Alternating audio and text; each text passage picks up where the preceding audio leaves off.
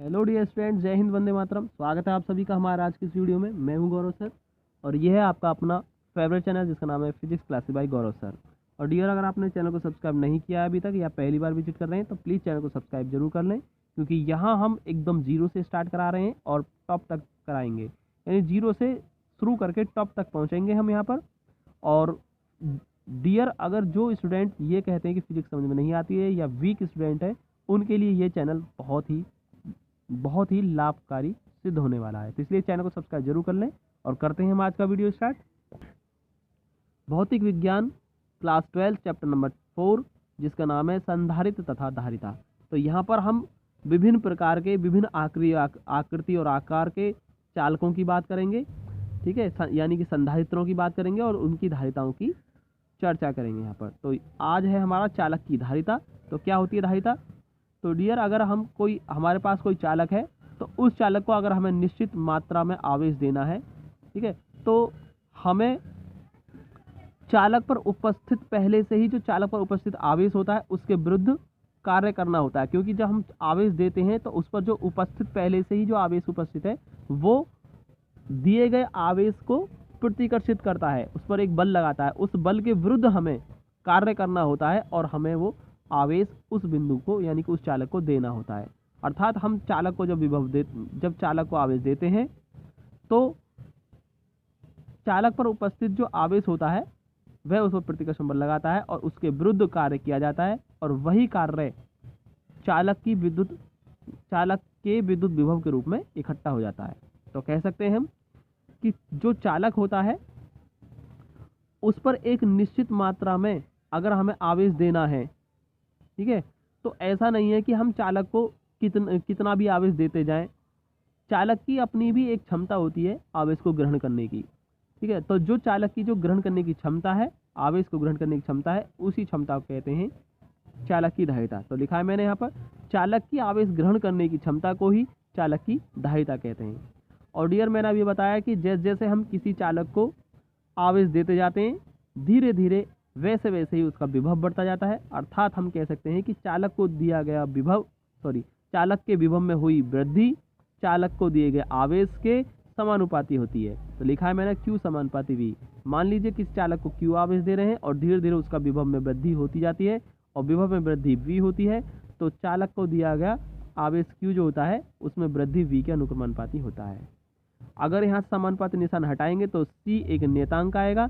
इस C नियतांक को ही चालक की धारिता कहते हैं, ठीक है। और यहाँ से अगर हम C का मान निकालना चाहेंगे तो C बराबर Q/V हो जाएगा। तो यहाँ से एक परिभाषा हमारी यहाँ से बन जाएगी, एक तो परिभाषा यहाँ से ये होगी आपकी, एक परिभाषा यहाँ से हो जाएगी C बराबर Q/V, जो कि मैंने यहाँ लिखी है। किसी चालक को दिए गए आवेश तथा चालक के विभव में हुई वृद्धि के अनुपात को चालक की धारिता कहते हैं। तो लिखा है मैंने यहाँ पर, ये बिल्कुल आप फिगर से देख सकते हैं फॉर्मूले से, कि किसी चालक को दिया गया आवेश उसमें उसके विभव में हुई वृद्धि के अनुपात को चालक की धारिता C कहते हैं, ठीक है। इसे मैं और अच्छे से बता देता हूं, दोबारा सुन लीजिए। किसी चालक को दिया गया आवेश तथा चालक के विभव में हुई वृद्धि के अनुपात को चालक की धारिता कहते हैं और इसे C से प्रदर्शित करते हैं, ठीक है। परिभाषा यहाँ से बन जाती है और इसका जो मात्रक है वो कूलम पर वोल्ट हो जाएगा और इस कूलम पर वोल्ट को हम फैरड कहते हैं। तो कह सकते हैं कि कूलम पर वोल्ट होता है फैरड के बराबर।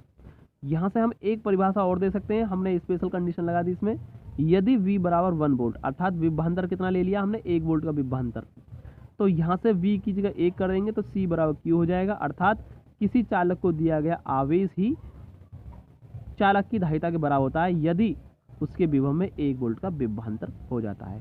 तो यही लिखा मैंने यहाँ पर, किसी चालक की धारिता दिए गए आवेश की मात्रा के बराबर होती है। तो देख रहे हैं आप, किसी चालक की धारिता दिए गए आवेश की मात्रा के बराबर होती है जो चालक के विभव में 1 वोल्ट की वृद्धि कर दे, V बराबर 1 वोल्ट, ठीक है। तो एक परिभाषा यहाँ से बन जाती है। अब हम बात करते हैं एक फैरड की परिभाषा की। तो क्या होता है एक फैरड की परिभाषा के लिए हम कैसे करेंगे? अभी मैंने बताया था कूलम पर वोल्ट को फैरड कहते हैं, तो इसलिए यहाँ से हम एक फैरड की परिभाषा निकालेंगे तो 1 कूलम/1 वोल्ट लेना होगा। तो लिखा है मैंने यहाँ पर, फेरड कूलाम पर वोल्ट के बराबर होता है, तो 1 फेरड के लिए 1 कूलाम पर 1 वोल्ट। तो कह सकते हैं हम यहाँ से कि यदि किसी चालक को 1 कूलाम का आवेश देने पर उसके विभव में 1 वोल्ट की वृद्धि होती है तो चालक की धारिता 1 फेरड होती है। अर्थात कहने का मतलब क्या हुआ कि हमने किसी चालक को आवेश दिया, कितना आवेश दिया, 1 कूलाम, और जब आवेश देंगे तो उसके विभव में वृद्धि होगी। तो कितनी वृद्धि हुई, मान लो 1 वोल्ट की। तो अब कूलाम 1 कूलाम आवेश देने पर 1 वोल्ट की वृद्धि होगी चालक में, तो चालक की जो धारिता है ना वो ही 1 फेरड हो जाएगी। ठीक है दोस्तों, तो यही लिखा मैंने परिभाषा में, एक बार और सुन लें दोबारा से अच्छे से। यदि किसी चालक को 1 कूलाम का आवेश देने पर यदि उसके विभव में 1 वोल्ट की वृद्धि होती है तो चालक की धारिता 1 फेरड कहलाएगी। ठीक है दोस्तों, यही 1 फेरड की परिभाषा होगी। और आज का वीडियो होता है यहीं ख़त्म। चैनल को सब्सक्राइब जरूर कर लें। और डियर, अगर वीडियो पसंद आया हो तो प्लीज़ लाइक ज़रूर करें। मिलते हैं अगले वीडियो में, तब तक के लिए जय हिंद, वंदे मातरम।